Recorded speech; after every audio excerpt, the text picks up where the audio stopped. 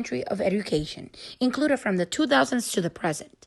It also included rapid and complex changes like increasing ethnic and cultural diversity, new roles for the teacher, influence of technology, educational priorities like equity, excellence, and accountability. We want equity for all the students. But you will notice an achievement gap, which is the difference in academic performance between groups of students.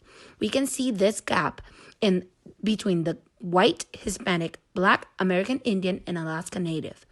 The Black-White achievement gap is the biggest one of all.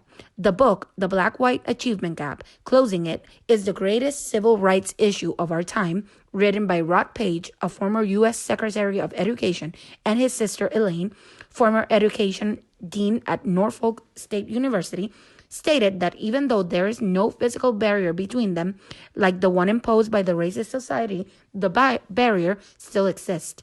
Even when no one is forcing the barrier to exist, the white flag is the primary barrier in the achievement gap. We need to prompt our students so this gap no longer exists. We need to take time to teach our children. And now I leave you with my partner, Allie. Regardless of the 2008 recession, education developments never seemed to fail. Of these, some of the most notable were the development of the CCSSI, which called for significant changes in K-12 standards. Another would be a reauthorization of the Elementary and Secondary Education Act and a competitive race to the top that allowed 55 districts to receive $400 million worth of funding.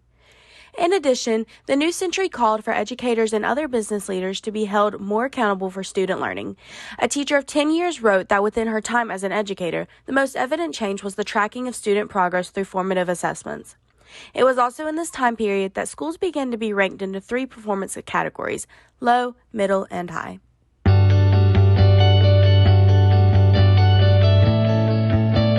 Equity in education says that society should provide everyone the basic work skills of reading, writing, and simple arithmetic.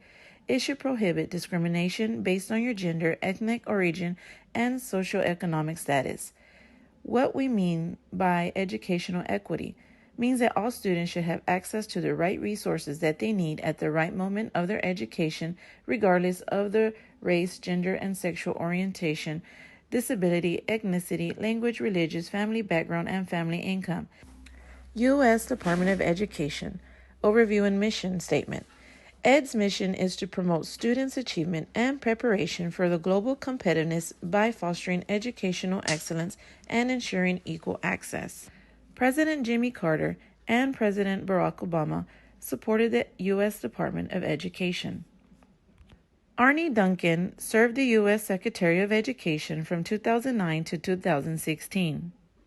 He has continued to serve Education Post Board since 2018.